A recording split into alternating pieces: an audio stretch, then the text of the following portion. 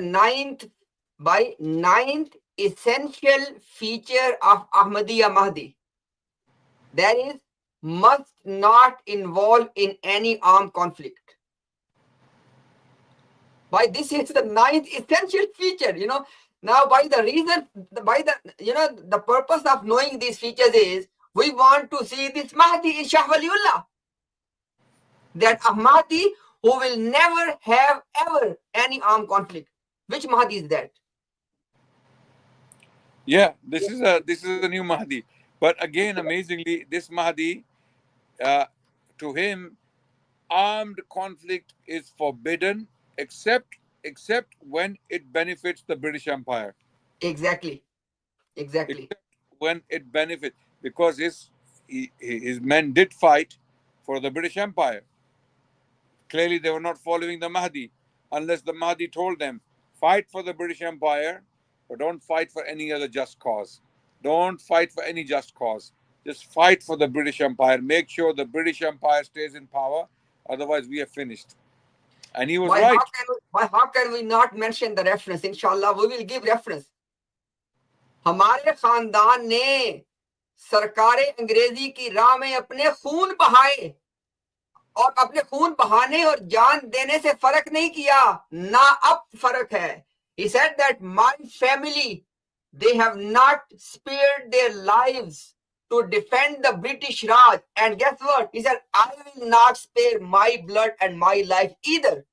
He was longing to die for the British. Longing to die.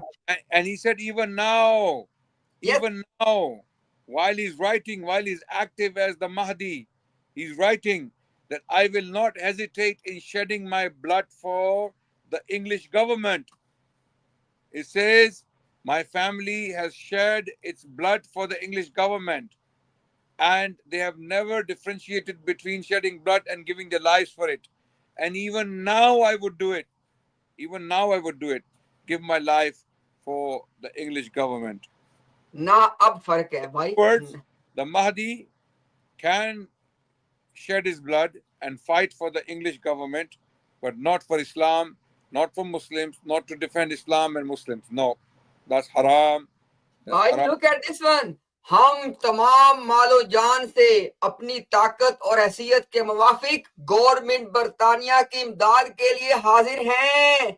He said that labbaik ya British Raj, labbaik ya British Raj. Here I am with all my might, all my wealth, all my strength. Here I am, labbaik ya British Raj. Look at this.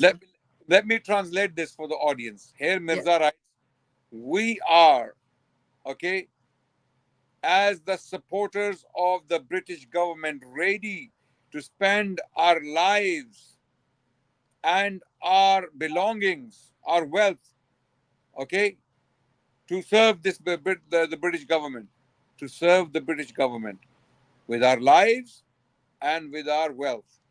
So they are willing to die and they are willing to spend to serve the British government, Mirza Ghulam Qadiani wrote.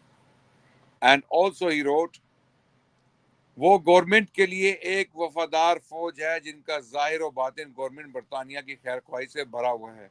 Jamaat Ahmadiyya. So here Mirza writes in Tuhfa Kaisariya, which he wrote as a tribute to Queen Victoria. Okay, he writes that my Jamaat, the Ahmadis, the Qadianis, my followers, are like a loyal army to the British government. And we are well-wishers of the British government. Okay, वो government के लिए एक वफादार फौज है. It is a loyal army for the government. जिनका ज़ाहिर और बातिन, whose apparent and hidden wishes who are apparently and even in secret are well-wishers of the British government. Basically, they are inwardly and outwardly. Yeah. Yes, absolutely. So why this was that ninth feature of Ahmadiyya Mahdi. This was that ninth feature. Actually, I need to edit that the Mahdi of Ahmadiyya must not have armed conflict for the just cause. but he will only have the armed conflict for injustice, to support injustice. The British, you can word it. The Mahdi cannot be part of an armed conflict except Yeah. except For the British Raj. yeah, except for the British Raj, Yeah. or for the British government, or for the English government, because all these words have been used. Government of Britannia, Angrezi government, okay.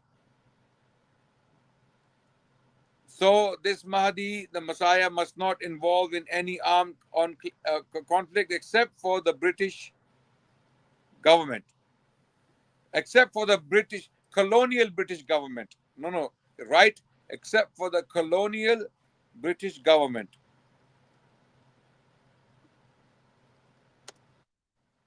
People don't know what Raj is, so British government. That's it. Now it is correct. Now it is correct. And they showed it. They showed it practically by sending armies to fight the Ottomans in Iraq, on the Iraqi front, for the British colonial rule. So this was well practiced. So Yes. the so so there is no violence in the Ahmadi religion except when it is for the British colonial rule. That's it. And why the last and the 10th feature of Ahmadiyya Mahdi? Why very important? Ahmadiyya Mahdi's 10th feature. Ahmadiyya Mahdi will not establish an Islamic rule as done by the caliphs in Islam after the Prophet Sallallahu Alaihi Wasallam. He will not do that. Why would he do that? He's happy with the British government. Exactly. Exactly. So why would he do that? In order to do that, Imtiaz Bhai, you would have to fight in India. You would have to fight the British government in India. In order to establish an Islamic rule in the Indian subcontinent, as there was once upon a time, to revive it, you would have to confront the British government, the colonial government in India. So the Messiah cannot do that. The Messiah is already very loyal to the British government. He would fight for the British government, not fight against the British government of India, the colonial rule. So that's very consistent with this Messiah. So this is very, very consistent with Messiah. Absolutely. So why this is the reason why he will not do that, because British government has fulfilled those hadiths. The hadith that in the end time there will be a just government on this planet Earth. Mirza Ghulam Qadiani said that those prophecies of ahadith have been fulfilled by the British Raj. Please Google that article again. Imtiaz Bhai, put it on record again because we are discussing it. Now we're going to show everyone the just government Mirza Ghulam Qadiani is referring to, where he claimed that the hadith of the Prophet ﷺ, when it talks about the just government, it means the British government in India. Mirza himself was receiving these inspirations from Allah, writing this stuff.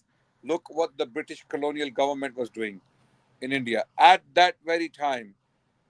How British colonialism killed 100 million Indians in 40 years. Between 1880 to 1920, the peak of Mirza Ghulam Ahmad Qadiani's career, and when he was already mulham, he was already receiving inspiration from Allah. During this period, the British government in India killed over 100 million Indians. Al Jazeera, okay? And And it why? says in the subheading, between 1818 to 1920, British colonial policies in India claimed more lives than all famines in Soviet Union, Maoist China, and North Korea combined. And this is claimed by Dylan Sullivan and Jason Hickel, two historians. The article was published on the 2nd of December 2022. There you go. This is the just government Mirza Ghulam Ahmad Qadiani was talking about. Yeah. That this is the government mentioned in the Hadith literature. How is that possible? How is that possible? Okay, Umar asking, is it possible the Molvis paid the Al Jazeera to tarnish the name of Mirza Sahib? No, that's not possible. Because Al Jazeera doesn't care about Molvis, and Jason Hickel and the other historian, they are not Molvis. So, as far as I know, they are not Molvis. So this is not a Molvi conspiracy. Absolutely not. So this is, look, if the Ahmadis watching, okay, okay, read 20 pages before and after this Al Jazeera news. Okay. So they're saying read 20 pages before and after, Imtiaz Bhai. There are no 20 pages. There is only one article. One long page. There's one long page, and go and read this article, and you will find the reality that Mirza Ghulam Qadiani was defending a genocidal power. He was defending a genocidal power that committed a genocide of 100 million people through its policies. There were deliberate policies in India between 1880 to 1920, whereby 100 million people died. And this, this combines, this is combined all the famines in Soviet Union, in Maoist China, and what was the third example? All of them combined. This is more than that. This was more than that. Allahu Akbar. How was this government just, is the question. How Yeah. was this government just? So it's just very, very clear that Mirza Ghulam Ahmad Qadiani was out to serve the British colonial rule, and he would fight to death, and he advised his followers to do the same. This was a false prophet who was working for the Pharaoh of the time. The British Empire possibly killed more human beings than Pharaoh, Nimrod, and all the tyrants mentioned in the Quran and in the Hadith put together. The numbers. Yeah. I'm talking about the numbers. Yeah. Okay. So Mirza Ghulam Qadiani was the servant of that colonial rule. Yeah. That's it. So basically, by just to conclude and just to tell again, if somebody joined us late, these are the 10 necessary, essential, compulsory features of Ahmadiyya Mahdi. This is the description of Ahmadiyya Mahdi. Don't you dare have the audacity to claim and to quote any Muslim scholars. First, you need to establish that this is the Mahdi they were believing. Because you are just playing on the common usage of the terms. Oh, Shah Waliullah used the word Mahdi, Mirza Sahib used the word Mahdi. Come on. Christians are saying they are monotheists. We say we are monotheists. So the term is same. But when Muslim claims and believes to be a monotheistic, and when a Christian uses the word monotheism, are the same, by? Oh, Shah Waliullah used the word buruz. Therefore, there is buruzi prophethood. Okay, if someone used the word dil, there is a dilli prophethood. Allahu Akbar. Just because someone uses a word somewhere, sometime, they take their own meaning, but they say, oh, no, no, no, look, they use the same word. They use the same word. But when it comes to words like, I mean, words to them, there has to be a separate Johnson's dictionary for the Qadianis. There has to be someone called Johnson, okay, and he has to write a separate dictionary for the Qadianis. No.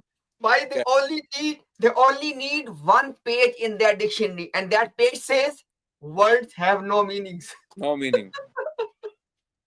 Oh, words only have the meanings we decide that I mean, this is basically subjective and relative. You just give them whatever meaning you want to give, depending on who you talk to, where you are. Just do it as you want. Yeah.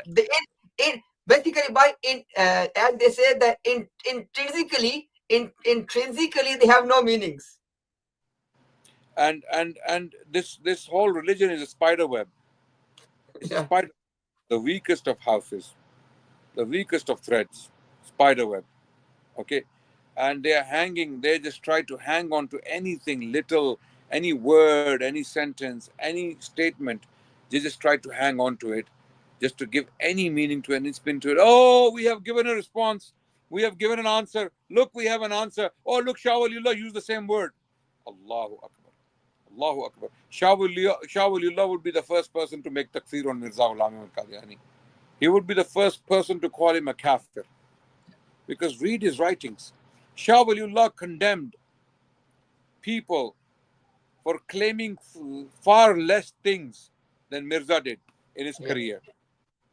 Okay, so how can Shah Waliullah be dragged into this? You should have some shame, some level of shame. Imtiaz bhai, I'm going to pray Isha. You continue. I'm going to join you after Isha, inshallah. Inshallah, bhai. Jazakallah khair. Thanks for your time. Inshallah, we'll love to have inshallah back. Umar bhai, are you with us? Yes, yes. I was listening very patiently when we have Brother Adnan. Are you happy with the description of Ahmadiyya Mahdi? I don't think the term Mahdi should be there anymore. The description is completely, and this is very sad, Brother Imtiaz, on a serious note, that they think that they always say the awaited Mahdi, the Muslims are waiting for the Mahdi, while Mirza Sahib is trying his best. He's trying his best to prove that he is not that Mahdi. From all the evidences, he is trying to prove that he is not that Mahdi, that the Muslims have a different Mahdi that they're waiting for, and he is a different type of Mahdi. He's their own Mahdi, no problem, no problem. If that is okay, if you acknowledge that your Mirza Ghulam Ahmad is a different Mahdi from the Muslims, I have no issue with that. You can call him the Mahdi, the awaited Mahdi by the Ahmadis, but not by the Muslims. He is not our awaited Mahdi. You have proven that, Mirza Ghulam Ahmad. Thank you so much. You have proven to us that you are not the Mahdi that we Muslims are waiting, are expecting to come. Subhanallah, how, what a joke. It's ironic, but it's a joke, Umar bhai. What a joke that a Mahdi is coming to have an armed conflict to support a tyrannic government. This is the one liner of the Mahdi. What a joke.